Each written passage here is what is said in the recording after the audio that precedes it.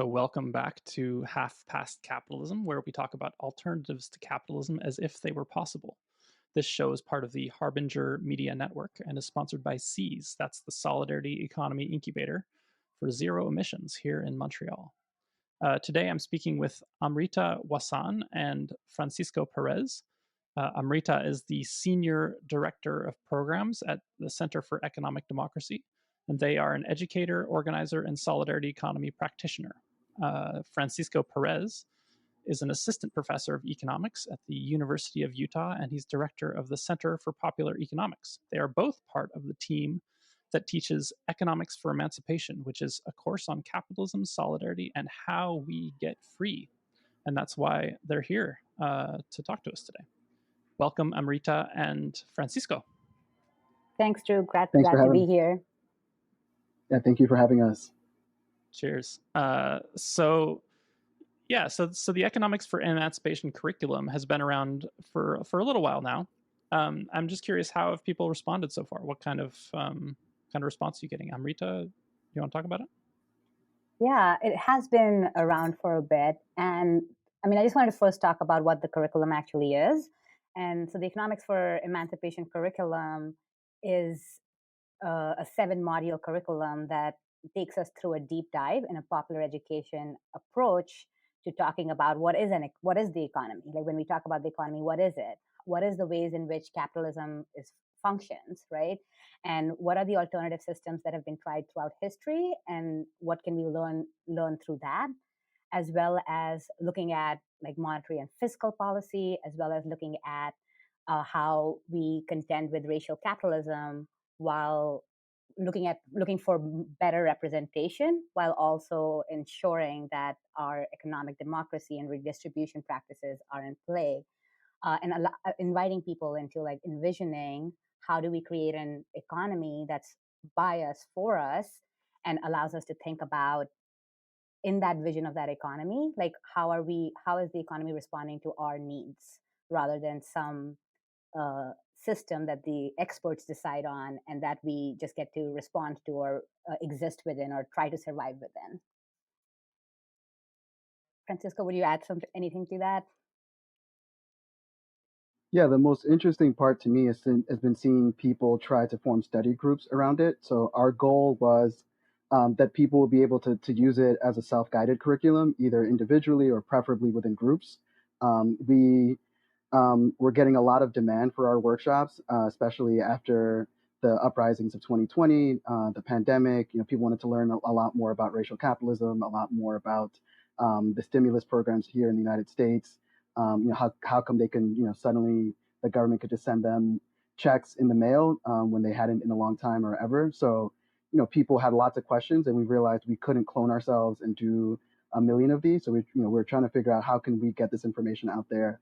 So the goal was really to make sure that people could access this information. So the most interesting part so far has been to see kind of how people have been able to do it on their own, if they've been able to do it on their own. And how's that going? What kind of responses have you heard from the people who are sort of striking out and using these tools? I mean, we've heard from a few folks who've written to us. Some people we knew, others, just saw it online somewhere, maybe on social media, and downloaded the material. So we're able to track at least, who downloads it. So we don't know exactly, what they're doing with it afterward. But the few folks who have reached out to us, it's always interesting to hear kind of which aspect of the content people feel like they're comfortable doing on their own, right? So, people do feel more comfortable talking about the basics of capitalism and what is a solidarity economy, less so stuff like monetary and fiscal policy, right? Which again shows us that there's a lot more work that we have to do as a community to make sure that everyone has access to this information, that we can present it in a way that people are not intimidated by and feel like they too can sort of either lead themselves or work with others to go through this material. Yeah, both of you mentioned monetary policy. I'm curious, and also racial capitalism. I guess I'm curious. Given the sort of central role that monetary policy is playing in the sort of how the Fed in particular, but how the powers that be are trying to manage the economy. I'd love to hear a few words about the state of sort of economic literacy and in popular movements and sort of how that's playing out on the ground. Yeah, I think this is part of why we had so many organizers and so many folks uh, who weren't part of organizations yet, but were coming alive during the uprising, starting to like look for a place to like deepen their understanding. And I think that the moment is ripe. I think for a long time, uh, on the US left, we've done issue based organizing or like sector based organizing. And this is a moment where I think organizers are wanting to deepen their understanding of structural reform and understanding of like newer systems. And this created a pathway for organizers for themselves to be really grounded and figure out what are the strategies. Like, so this curriculum is really good, or where we've seen it like really help beneficial for organizers is to like distinguish what is the long-term goal that folks are moving towards, and how do we work in the now while keeping that long-term goal in mind, right? and and that, so we're not just focused on the immediate campaign cycle, but we're also thinking about how that work ties into the broader world that we are trying to build. And so I think it like also plays the function of helping uh, organizers sharpen their strategic thinking, as well as new people coming into the movement who in their bones feel like there's something seriously wrong, like Francisco was mentioning, like receiving these checks and like trying to make sense of like what's going on around them. And and there's a popular anti-capitalist like on social media like rhetoric, but like actually deepening to understand which pieces of the system and how and when, and like make real clear pragmatic decisions about how they want to move their mass-based work in alignment with that.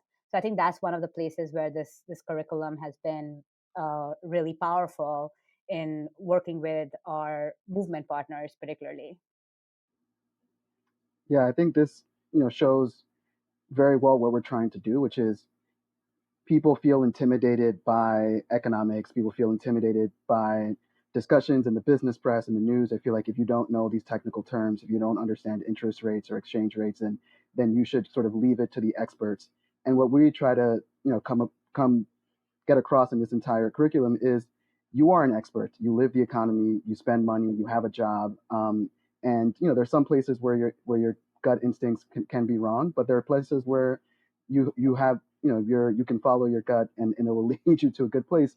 And most importantly, when it comes to something like monetary policy, it's about power, right? We want people to understand that, cut through all the jargon, cut through all the kind of fancy terms. At the end of the day, it's about who wins and who loses, right? And it's about, in the current moment, yes, we have a problem with inflation. Do we want to solve that problem with inflation by massively increasing unemployment and, destroying people's livelihoods, right? That is what really is at stake, right? So if can take that away, then that's all you really need to know, right? Is what is truly at stake, and don't believe that just because you don't have a PhD in economics, that you don't have a career in finance, that you cannot participate in these discussions, right? And I think the biggest goal of our entire curriculum is you too can have a voice, should have an opinion, that and your voice should be heard, right? You shouldn't be intimidated by economics. We're going to try to help you demystify it for yourself. Yeah, I can see how it would be incredibly powerful to have that direct sort of lived experience validated by people with graduate degrees in economics. Have you seen people use that information in any sort of specific ways?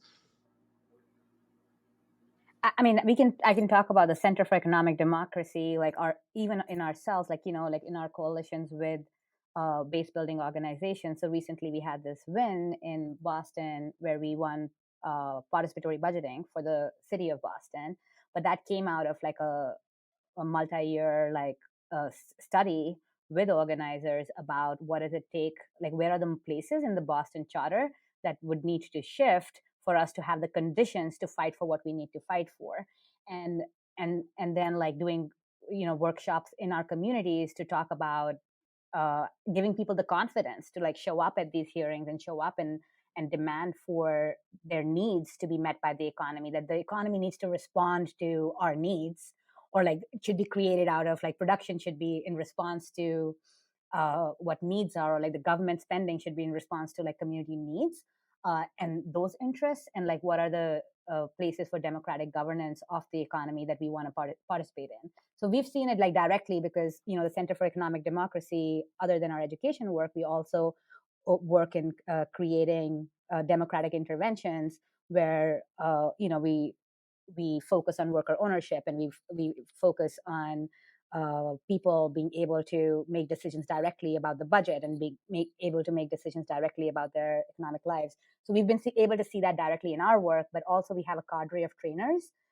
who are from across the U.S.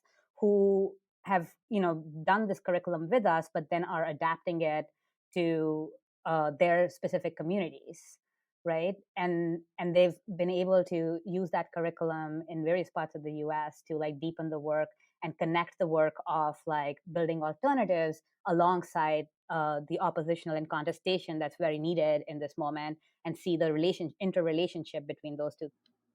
Yeah, I would say, the work that we've done has been, contributed to a larger shift that we've seen in movements where, people are picking up on these ideas and these terms, right? So I hear more demands for solidarity economy. If you talk to housing rights groups, they're mentioning things like community land trusts.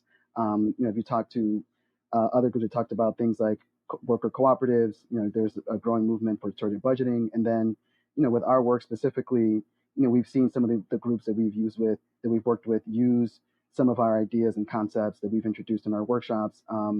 One of my favorite examples is this group in Miami, FemPower MIA. We talked about, they're a group of artists, so we talked about, the difference between the politics of representation and identity, which are important, but are not, are inadequate to meet the needs of our people, and the politics of redistribution, right? So we do an activity on sort of how do we map different politicians or political movements on these two axes, right? Who's offering real, promises of redistributing wealth and resources, and then who is offering visibility and representation.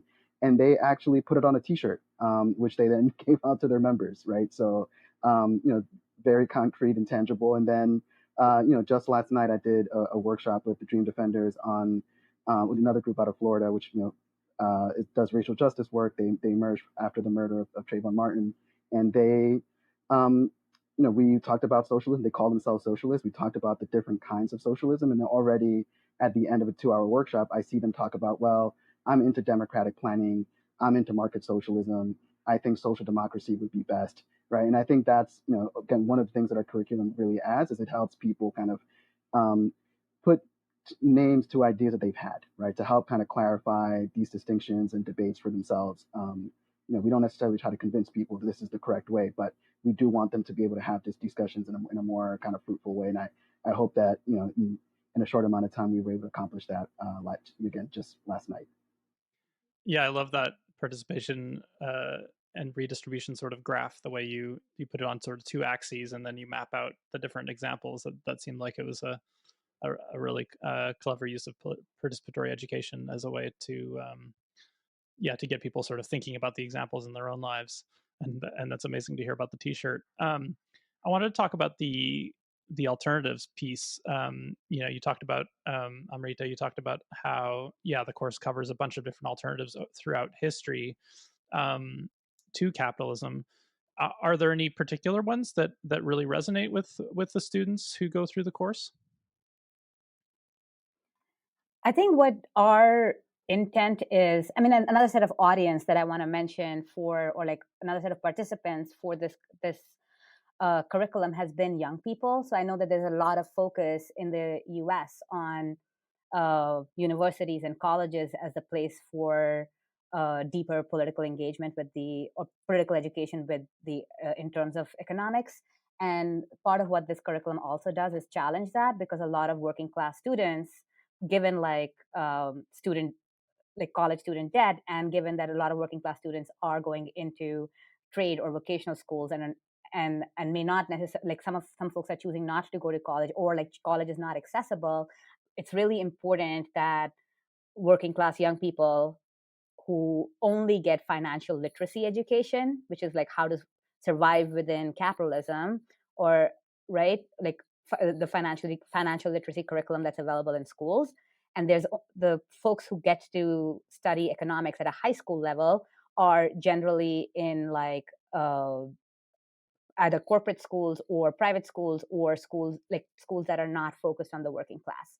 So part of what this curriculum does in terms of the economics history is allows working class students and young people in high schools as well, in history curriculums, to be able to map their family's history alongside the history of the political economy globally. So, like understanding that it's not just the U.S., but there's been different systems throughout the history globally, and where their family's history, regardless of whether they like how whether they're indigenous to Turtle Island, whether they've their families have come as immigrants, whether their families are here in historically, or their ancestors are here because of enslavement, that we are able to map that our histories alongside the global shifts in systems, and then see how that will have impacted us.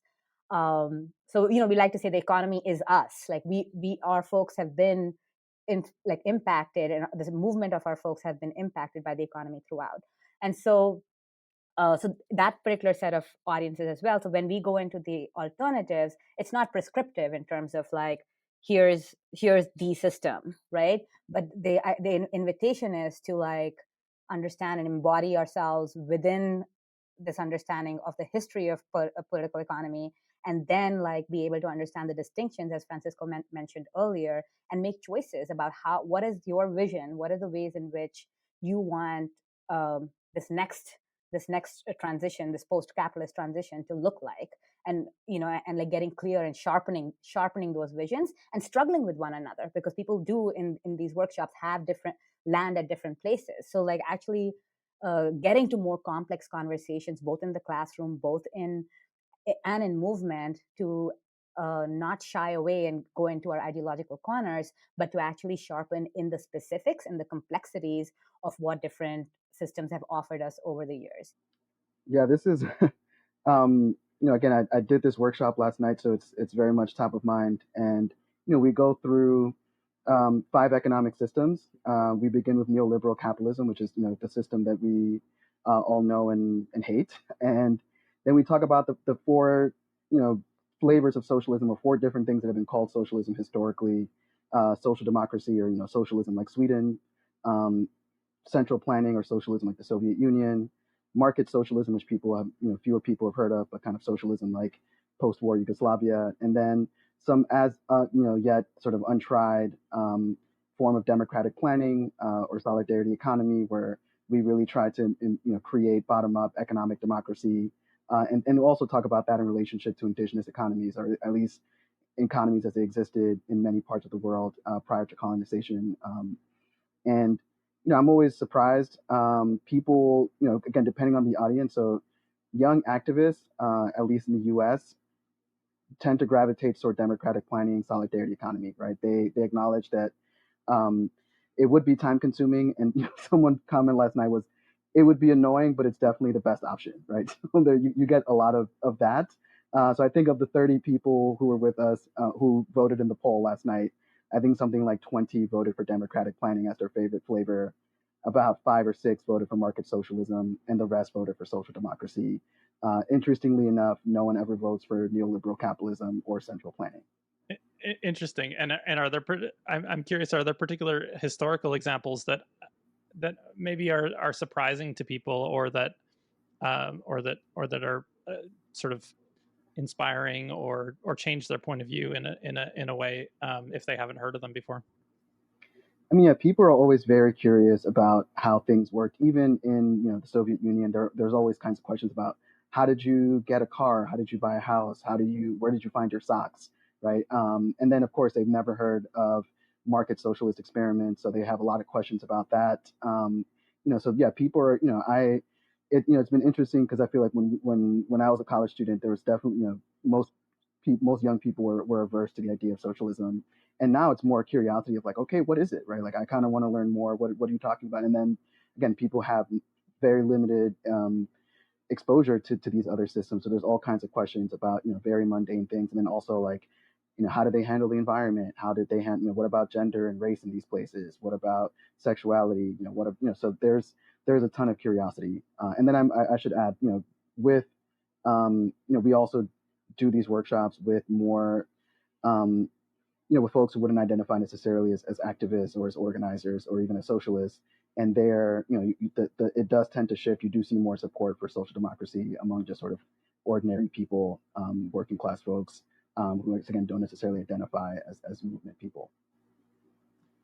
And I have to ask, of the five, which are your respective favorites, and do you get frustrated with your students? Neoliberalism. No, I'm just kidding. That is definitely not a favorite. I think the question that we are posing with this curriculum, right, is like, what is the appropriate role of the state, right? When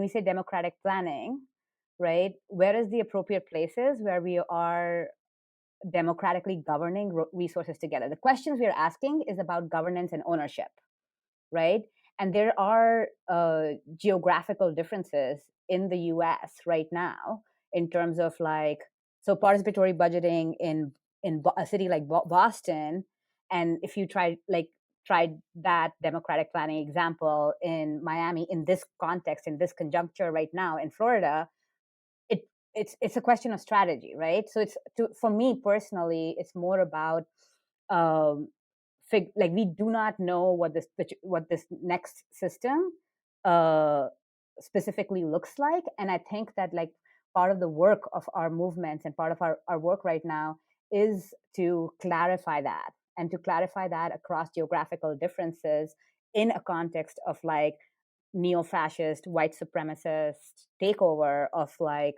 the electoral system, as well as the obviously the economic system and the collusion there. But I think that what I'm most interested in is actually spaces where we are in complex debate, and as a left, to like really clarify where we are headed, knowing that there are going to be different contexts, and like learning how to like read the current conjuncture properly.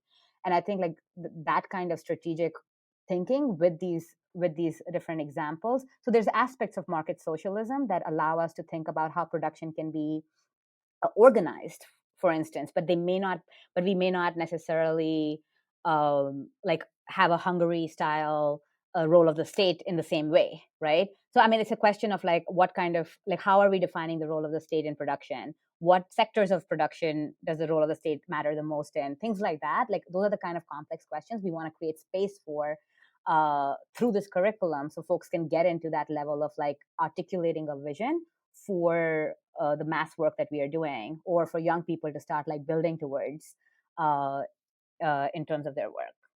Yeah, I completely agree, and we try to frame it that way as we're trying to help you clarify the debate, and you should apply these ideas if they're useful to your own context, right? The answer will vary in time and place. Um, when pressed on it last night, I said I would do 2 scoops of democratic planning and 1 scoop of market socialism on a nice democratic column.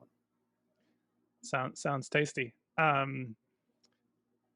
I wanted to get into your origin story of capitalism, because it seems like the way that you talk about how capitalism forms itself is sort of very consequential in terms of how we understand ourselves and our current position today. Can you just talk a little bit about what the course presents as the origins of capitalism, and how that sort of affects people's understanding? So we talk about we introduce the idea of the circuit of capital, right? A sort of foundational idea in Marxian economics through the lens of the history of racial capitalism, right? So we talk about how the initial circuit of capital was the European conquest of the Western Hemisphere, and the consequent sort of genocide and enslavement of Africans and indigenous people throughout the Americas. So we don't talk much about feudalism and that transition. mainly because I feel like people, when we've tried to do it in the past, we haven't figured out a way to do it in a way that resonates. Um, Although that is one of the things that I would want to add, because I feel like it helps people understand what capitalism is. It's just so difficult for folks to get outside of what they know, that um, we've had, it's one of the areas that we're still trying to experiment with. How do we talk about what feudalism was? How does that help us understand what capitalism is? But what we do now is we talk about kind of the colonial origins of capitalism. We talk about the transatlantic slave trade, the triangle trade between Europe, the Americas, and Africa, and then we also talk about the origins of industrial capitalism in a similar kind of circuit of cotton capital, right? So we talk about the fact that the very first factories, the very first wage workers were often women and children in northern England who were processing the cotton grown by enslaved Africans in the U.S. South, right? To sort of talk about how capitalism comes into this world, sort of dripping in sort of blood and the oppression of people of color, and who the original workers were, which were not kind of big burly white guys in overalls, but often young women and small children, right? So we one of the things we would like to add, because I realize now it comes up and there's still some confusion about who is a capitalist, what does it mean to do wage work, right? And that's where it would be useful to talk about, well, how is capitalism a specific kind of class system as opposed to others that have existed in the past. We have done work on that. We have people, back when this was also one of the things that sort of we sacrificed in the transition to an online curriculum. When we were in person, we would have people draw pyramids of feudal societies, right? So some kind of emperor, king on the top, usually some kind of peasant or artisan class at the bottom, where the soldiers fit, or the knights or the samurai, right? So we would use that to talk about kind of what does a feudal structure look like, and then we would ask people to draw a capitalist pyramid, right? Who's on the top of our, the pyramid of our society. Um, so we might reintroduce that if we do an extension to this curriculum, at least the online version. And honestly, like, it is impossible to understand capitalism in the US without an understanding of uh, the transatlantic slave trade or colonization, right? Like, and and I think, like, if we're talking about a multiracial, like, system in the future, uh, post-capitalist system in the future, there is there is no way forward there is no way forward without reparative, like the deep reparative work that is needed, and the deep entwinement, like for most of the folks who attend our or participate in our workshop, like that's in our bodies, it's in our bones, right? Like we experience it as like heteropatriarchal racist uh, capitalist system, right? That's very deeply intertwined, and understanding that intertwinement is necessary for us to then tease apart and then move forward in a way that's reparative, that addresses those harms, and then imagines a future that does not reproduce those harms, whatever that system might, like whatever that system we are working towards is. Yeah, as the saying goes, I haven't read Marx's Capital, but I have the marks of capital all over my body. Um, yeah, I want to talk about, I guess, racial capitalism, which is you've both mentioned a few times. Obviously, that fits into the origin story, and I think obviously there's a huge quote unquote culture war sort of debate about this right now, in terms of school curriculums and the use of diversity, equity, and inclusion, sort of policies at the corporate level. And obviously, there's a huge interest in that. At the sort of heights of capital, and that and yet you see, like, obviously, like a very active process of racialization, and sort of division along racial lines, for the benefit of capital at sort of other levels. I guess, can you talk about how are you, and I guess also how are your students sort of understanding, um, those debates, and how some of those things could be very confusing, I guess, to people. I will say that on the participants that are organizers and part of social movements, it isn't confusing, right? Like, there is a very like sober analysis, like clear analysis of this moment where there has been a neo-fascist takeover of uh, and that there's an understanding that the white supremacist right is out organizing us multiracially, that they're able to uh, organize folks against their own interests, like working class white folks as well as working class Black, Indigenous, Asian, Latine folks, and they are actively have an organizing program where they're being able to bring these folks under a neo-fascist umbrella towards in this moment. Like that's the sobering reality of this moment. So there is a very so to understand uh, anything but racial capitalism is impossible in this moment. We know that the right is out organizing us in terms of those our own people, right? Like if you're thinking of ourselves as like working with working class people or being working class people ourselves, like we're being out organized. So there has to be an assessment and an analysis of racial capitalism in the ways that we are talking about, and like that interrelationship is not confusing. That's not confusing. It's very clear um, in the ways in which, by separating racial justice, DEI, and all of that from the understanding of capitalism, that's their strategy in trying to capture and organize, right? So we're very clear that we need to be able to share and talk about racial capitalism in meaningful ways with our people. So in terms of that audience, I don't feel like there is like as much. It's not a difficult analysis for folks to like dive into. It's more about like where do we go with that. But I mean, I'm curious, Francisco, what you would say of like folks who are just getting organized or who are coming into this outside of movement, or what your experience has been with folks. Yeah, so a lot of our material on this comes from discussions we were having, workshops we were doing with people again after the uprisings, following George Floyd's murder in 2020, and people being very curious about what is racial capitalism, what is necessarily racial about capitalism, and thinking about the what is the solution, right? Because many people would say, well, the problem, America is fundamentally racist, but the solution is some sort of kind of black capitalism, right? So support black business, create more black millionaires, right? So that was sort of the context in which we developed these workshops, again, always in conversation with people who are trying to do the real work. So what we try to get across, or at least what I was trying to get across, was one, racial, the only capitalism we've ever had has been racial, right? So whether racism predates capitalism or capitalism predates racism is sort of an academic question. They've been conjoined twins for centuries at this point, and have been fused at the hip.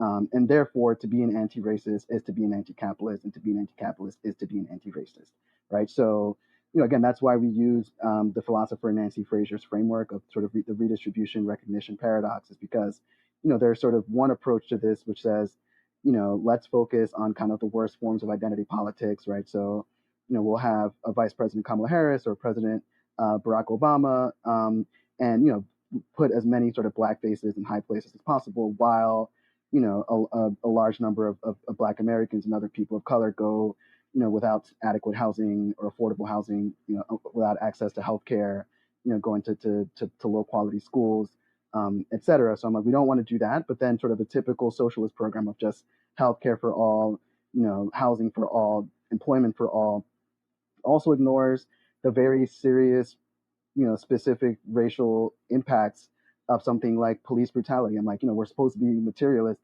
There's nothing more materialist than that kind of violence. So we have to also talk about about both of those things, and how we need to both redistribute and also make sure that our folks are adequately represented in media, in politics, in the universities, right? But that kind of representation without talking about the underlying distribution of income and wealth and power in our society is going to ring hollow, and is going to seem empty, and is going to be exploited by the right wing, right? So it can't simply be DEI programs without sort of transferring actual wealth and power. And then we can't really talk about transferring wealth and power if we're not talking about, well, why is, all of the, all the people who run our economy and our politics, why do they all look a certain way and have certain kinds of experiences that are unlike the majority of the folks in our country and in our world, right? So, we try to get that idea across. To be an anti-racist, you must be an anti-capitalist. To be an anti-capitalist, you must be an anti-racist. Amrita, I'd love for you to expand a little bit on that analysis, because I think, I mean, it might be clear for a lot of people, but especially, I guess, specifically in what you were talking about, or what you're referring to as a sort of neo-fascist framework.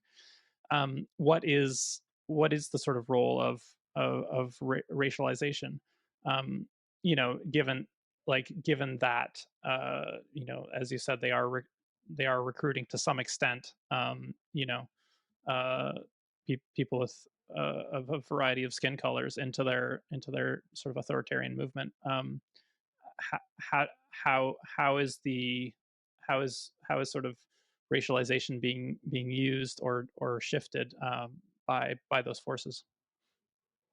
Yeah, I mean, like, just honestly, like, the use of immigrant communities in being uh, the use of uh, the weaponization of gender identities, right, as a way to bring over uh, religious immigrant communities into the right wing agenda, right? Like that, all of the ways in which are like we're being distracted from material realities and material interests by the right wing propaganda and right wing, and that is affecting immigrant communities of color in the U.S. And like we see it in our families, right? We see it in WhatsApp groups and like videos and propaganda that's like showing up very like intentionally to start to bring in the numbers from our communities. That's what I mean by like that program of like right now it's very clear, even like in communities we've been organizing in for years, you see like, oh, like trans rights or like uh being used as a lightning rod to like distract from folks who we've been fighting alongside for material realities for a really long time, right? So there is that enormous power that the right has in this moment, which is why I think like moving, there is no way to move from a racial capitalism analysis, right? Like and that's one of the, and there is no, for me there is no way for us to, it's not just about our understanding of redistribution and recognition or representation. It is also like in imagining reparative frameworks, both the formal reparations of like what the state, what with the state, but also like what do reparative frameworks look like in the design of what we are building towards. So just as an example, if you're doing participatory budgeting in a place like Boston, you have to look at which communities have been neglected and have way deeper need over a longer period of time. So are we using participatory budgeting to have better dog parks, or are we using better participatory budgeting to repair the harms of neglect and police brutality that have impacted particularly Black communities in Boston over a longer period of time? And for those of us who are trying to move beyond capitalism as a system, cannot do that work without addressing the impacts of white supremacy on our communities, even in the systems and the design of what we are building towards, right? Like it has to be an inherent part of how we're moving forward. And I guess just coming from the other side, and either of you can answer this one. I'm curious. I mean, obviously, there's the what you call the neo-fascists on the one side, and then you have, I guess, the sort of, I don't know, corporate Democrats basically on their other side, who are sort of who have ways of, and also just the corporate class in general, who has ways of sort of weaponizing identity politics to try to bifurcate, as your sort of curriculum points out, sort of representation versus redistribution. And so, um, I guess I'm curious to hear any sort of commentary about, especially from your students, but also from your own observations about how that that sort of bifurcation of representation from redistribution plays out, and how you sort of, I guess, fight that at the same time as you're fighting these sort of authoritarians on the other end. Yeah, I mean, so I mentioned earlier that Nancy Fraser calls it a paradox, right? Because it is the promise of these sort of universal programs, a kind of traditional left program of um, social programs for all, is it promises to unify the working class or working classes, to unify all workers, and then usually the kind of politics of representation and recognition are seen as sort of divisive. The paradox is you have to do both, right? And that's why it's hard, right? Is because you have to say, look, yes, we all could use better public transport. All of us need to get to work. We all need to save the planet, keep it from incinerating. At the same time, we have to recognize the very real differences among us, and the fact that like not all workers or not all working classes are created equal, right? There's a massive national divide, right? Workers in the US or in Canada earn 40, 50 times what workers in Burkina Faso or Burma earn. There's a huge gender divide, right? Most of the world's richest people are men, right? Most of the world's workers are disproportionately women. There's a huge racial divide, right? So how do you both say, let's get together, let's strive for unity, but let's strive for unity without papering over our differences, and in fact, while actually addressing them, right? And many of our participants have experience trying to do this work and understand that that is the struggle, right? That is, how do you, when you're, talk, because people's politics are in many ways incoherent, right? You will go and you can knock on someone's door and they'll tell you, I support a union, but I don't support these DEI or affirmative action programs, right? And many times that person will be a person of color, right? So like people don't neatly map onto, sort of where we think they're gonna, where we think they would, align politically, and that is the real work of struggle, is how do we both bring people together without, because if you ignored it, then those folks are going to, those people who are ignored are going to feel resentful and they're going to leave, right? And your movement, so we don't want to fly a false flag of unity, but it is incredibly difficult. And if anything, people have told us like, thank you for putting a name to this tension that I've identified in myself, in my work, in my organization, in our campaign, etc. I'd like to add that like this curriculum is very deeply like grounded in popular education pedagogy. So we genuinely believe that we are not creating role plays and activities to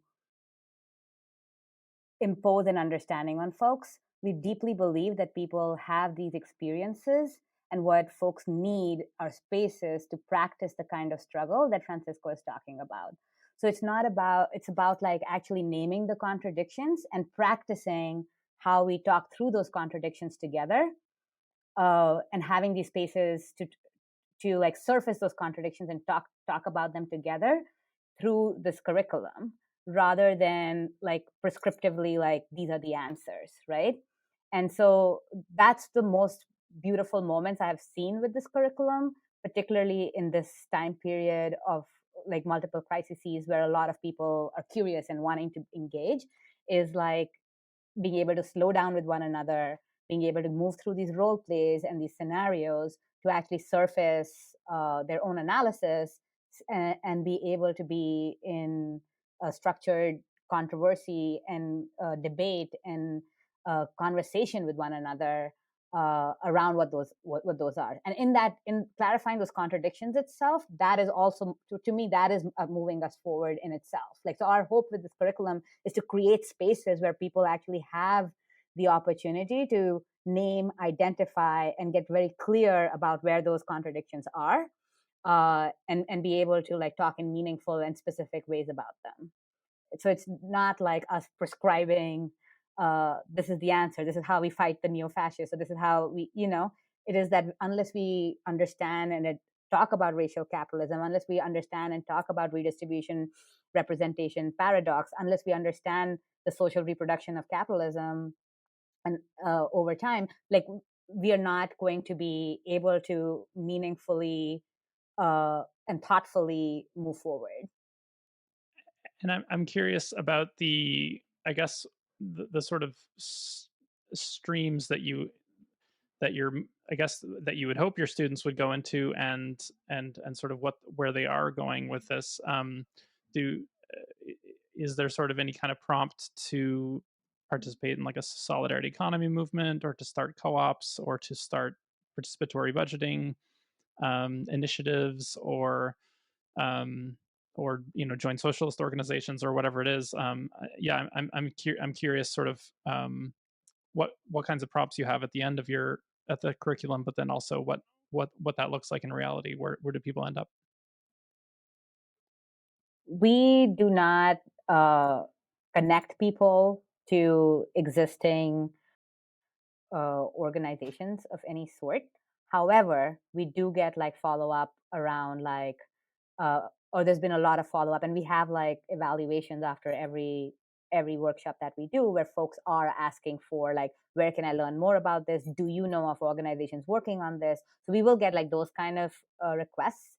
Or I'm trying to, like work on this in my city, or I'm organizing a tenant union, or like, things like that. And who else should I be connecting with? So we will naturally get questions like that, but it's not like we don't prescribe like, now that you've gone through this course, these are the 10 organizations that you should join. Like, it's not like a recruitment effort. It's more about like really deeply believing in people's understanding and agency. And honestly, there isn't like, because the folks we've been working with have been all across the US, and it depends on like the capacity for the left to absorb everybody hasn't also been there. So it's a question of like really like uh uh embedding in the agency of folks, and hoping over time that they are able to find their home. And whatever, like if folks reach out to us, definitely connecting them.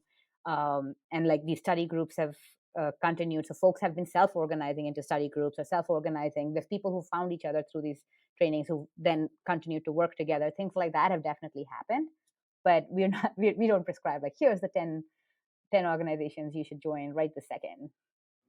Yeah, if anything, we've prioritized working with people who are already organized, who are already part of an organization, part of a movement, and who want to sharpen their analysis, who want to understand what they're up against, what the options are, kind of what potential alternatives could be. And we've worked with those folks, and again, when we obviously don't turn down anyone. If people want to learn, they should feel free to download the curriculum and go through it either alone or with others. But we really would encourage you to do it with others. As Amrita said, that we've already heard some stories of people finding other people in their community where they live, or interested in similar issues, even if they're not in the same geography, to work together, right? So we really don't think any of us can do this alone. And we don't really want to tell people this is the answer. It's more, this is an aid to help you clarify your thinking. If anything, if you're going to disagree, at least know what you're disagreeing about, right?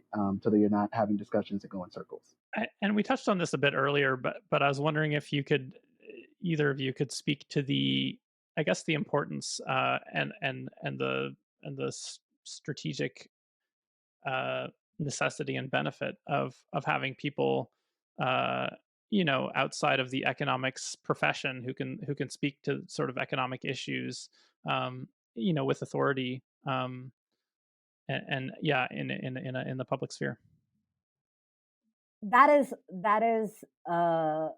the this is the way in which, particularly during the pandemic and beyond, where folks, we're like, we have to protect the economy, right? We have to protect the economy. And like a lot of the decisions that we're making is like, we agree with you, we agree with your programs, and we understand student debt and all of this, but we have to protect the economy, right? And this idea that the economy is something like this character that we're all like, it's like this granddad or somebody that we are all trying to protect, that's outside of ourselves, and it's gate kept by economics professors, economics experts, the people in the think tank who can use all the big words, and and keep the rest of us out from like being able to show up at a hearing and say, no, these are my needs, and what this system needs to do is respond to my needs, and have the confidence to like challenge that, right? Both in the public sphere, but as well as in the private sphere. And like the idea that like workers can understand the concepts of use value, surplus value, and be like, all of these profits belong to us. We created these profits. So what we are asking for in this bargaining, it's like the underlying confidence of like what we're asking for in this negotiation belongs to us. We're not asking for too much. We can be bold in our in the demands that we are making, both in the workplace organizing as well as like the confidence to start worker-owned cooperatives, as well as the confidence to demand from city or state government supports for supports or benefits for ourselves. That this is our money, these are our resources, both historically, like the accumulation of capital in this country has come from enslavement, has come from immigrant labor, has come from women's labor. So like just having that historical as well as a conceptual understanding of how capitalism functions, it's this like underlying confidence when folks enter these conversations, that even if there's a lot of economics jargon being thrown at them, there is a clarity of like, no, these are our resources that we are engaging with. So I've seen that happen, and I think like that's like really that's really beautiful to witness, right? So that's one of the ways that it's been I feel like this curriculum has been useful, both when we've done it with worker centers, we've done it with base building organizations, we've done it with young people in classrooms. Like it has deepened that understanding and that confidence. Yeah. What about you, Francisco? So, this is a very personal question for me because I went through the painful process of getting a PhD in economics. And the reason I did it is because I felt like on the left, our economics literacy was quite low. And, that's not necessarily a problem, except that economics is in many ways the language of power, right? So whenever you say, why can't we have, in the US, healthcare for all? Why can't we have affordable housing? They'll say, well, that's nice. That's really well intentioned. But, we can't afford it, or it would have perverse effects. If you give people a universal basic income, then they'll stop working. If you provide the house, the houseless with housing, then they'll sort of just be lazy. So like economics is usually the reason why we can't have nice things, right? And of all the social sciences, it is the closest one to power, right? I always joke there is no council of anthropological advisors, there is no council of sociological advisors, there is a council of economic advisors, right? Economists, have, although they will always argue that politicians don't listen to them, their politicians are going to couch their arguments, especially conservative ones, about why we can't have nice things in the language of economics, right? And if you say like, why can't we have, why can't we feed every child in America? They're going to say, well, it's going to, they're going to talk about incentives, they're going to talk about efficiency, right? They're going to use this language. So people need to, one, see through that bullshit, right? And be able to counter it, right? So it felt to me absolutely essential, if we're going to move the ball on, creating a more just and sustainable and equal society, that we be able to demystify this language, see it for what it is, which is simply a way of justifying the current inequalities and hierarchies that exist, and talk about how there are other ways of conceiving the economy, of conceiving our relationships to each other, and that we can have nice things and should have these nice things. Well said. I guess before we start to wrap up, is there anything I missed? Like, is there anything about the curriculum that you'd like to mention or discuss a little more? The only other thing I would bring up for this audience is, so we added a module. Again, this is all in conversation with people. Like, part of the reason we haven't done much on feudalism is because there hasn't been sort of much demand for it. But one of the things that we did not include that we've had to add was a conversation on revolutionary strategies of how do we get there, which I would bring up with this, anyone who's interested in solidarity economy, because it comes up in conversations about why a solidarity economy might, or which to me is synonymous with sort of democratic planning, like why that would be desirable in the long term in some sort of future utopian vision, but may not be the way that we get there now, right? So this is a tension that we've seen on the left, where people are like, stop wasting your time with these co-ops and land trusts and these sort of little prefigurative experiments where you try to kind of show people a preview of the future, and just like fight the bosses, right? Confront capital, confront the state. So we've added the last module, which ends with solidarity economy, begins with what has shown up repeatedly in conversations with various militants and activists and people who sort of try to theorize how social change happens, which is what the Marxist sociologist Eric Olin Wright calls ruptural, symbiotic, and interstitial strategies. We try to put them into plain English as tame, smash, and escape. Right? You can try to tame a system, reform it, right? Put a leash on it. Although um, you know that that dog of capitalism will try to escape and bite at that leash. Um, you can try to smash it, right? Which is sort of the traditional kind of left strategy of you build some kind of vanguard party, you storm the Winter Palace, and then you have to figure out what to replace the system with. And then where a lot of solidarity economy folks, and again, I mean, we don't try to be prescriptive. We try to just help people understand, like you hear these conversations. Often this is part of maybe even your own internal monologue of like, are we going to co-op our way to revolution, right? How am I going to turn my little pizzeria co-op and my little grocery co-op and my little bicycle repair co-op into something that can fight this massive beast of capitalism, right? Or is that simply a fool's errand, right? Or is the strategy you show people the future, so that they understand what exactly they're trying to smash the system for, right? So like it helps us get into all of that, all of those nuances of being like, let's talk about what is our theory of change, right? Like, how exactly do we co-op our way out of this? Do we not co-op our way out of this? Do co-ops enter at some stage and exit at some other stage? Do they come in? So what are we doing with all these land trusts? What is the point of something like participatory budgeting? Do we really think that we can create kind of dual power, right? So like thinking of all of the, helping people think through sort of political strategies, which again, originally was very much, we were trying to focus on kind of economics and helping people understand that part of it. But people were like, well, that's great. Like, I want to get to this world, but how, right? So we have had to, we have added that at the very end and encourage people to check it out. Hopefully it's useful to them to think through their own organization strategies for change. So yeah, I mean, that typology of the different responses is really interesting, and honestly, I think my sort of read of history is sort of torn between, I mean, on the one hand, you know the sort of, I don't know, Leninist vanguard seems to have been the most successful at seizing state power, although not necessarily amazingly successful at doing um, super useful things with it.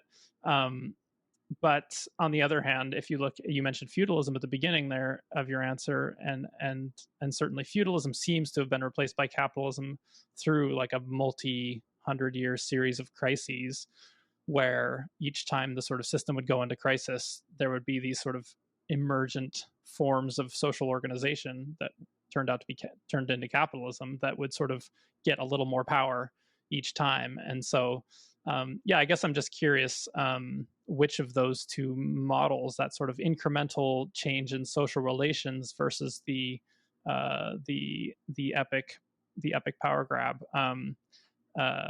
sort of um, resonate with either of you on a historical level or in just in your own observation.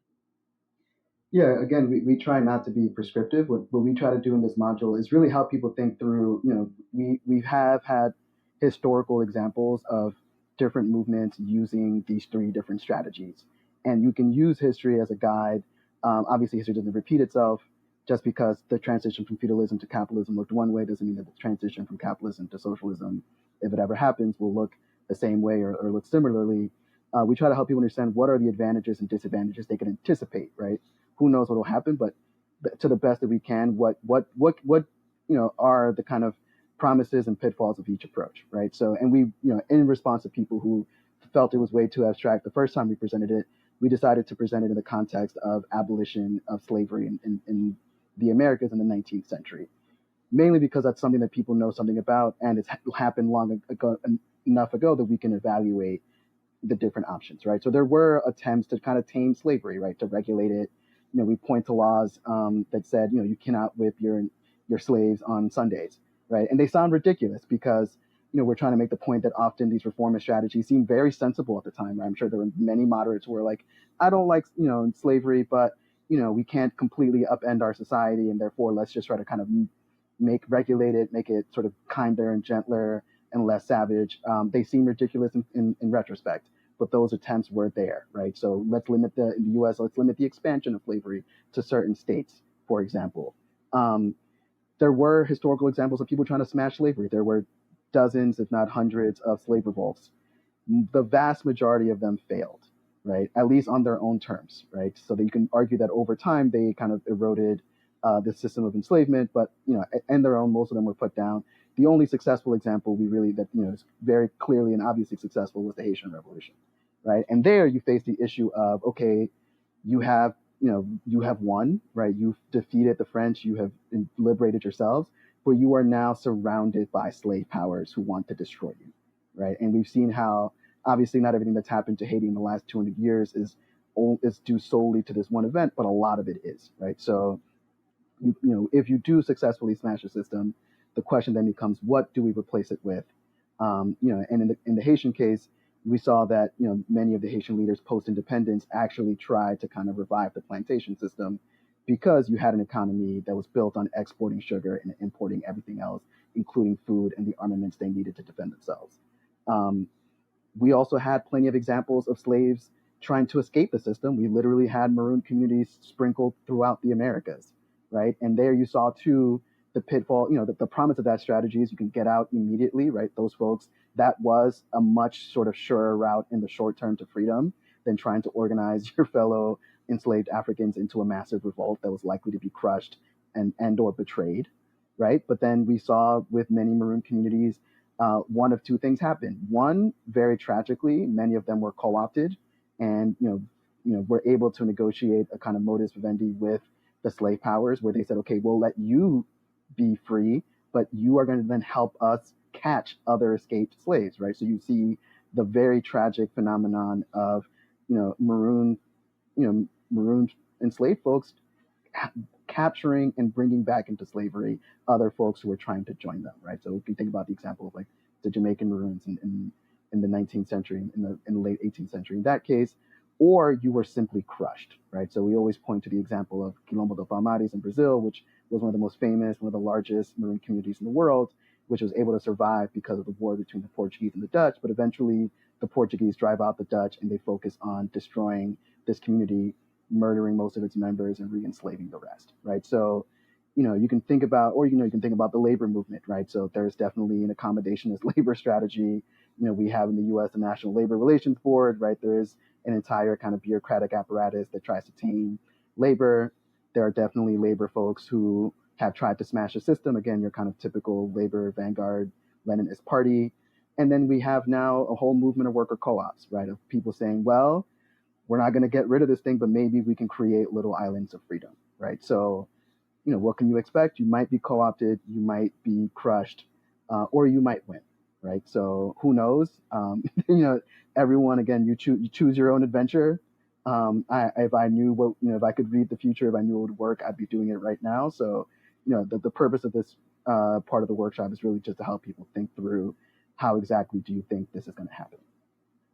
I will say that the reason why a lot of our focus has been working with folks who are in organization, who are literally in direct relationship with the material conditions in our communities, uh, and are deeply rooted in focusing on coming from working class communities and focusing on working class communities, has been that folks have instinctually chosen certain pathways. So, for instance, there are people who starting cooperatives who it's not necessarily haven't necessarily had the space to. Some folks are very clearly creating cooperatives as a political strategy of what they're trying to demonstrate. Like the heart learns what the hands do, and it allows us to have like, okay, this is what we are working towards, right? But I think there's a lot of gaps in our political education in the US, where we haven't had the opportunity to.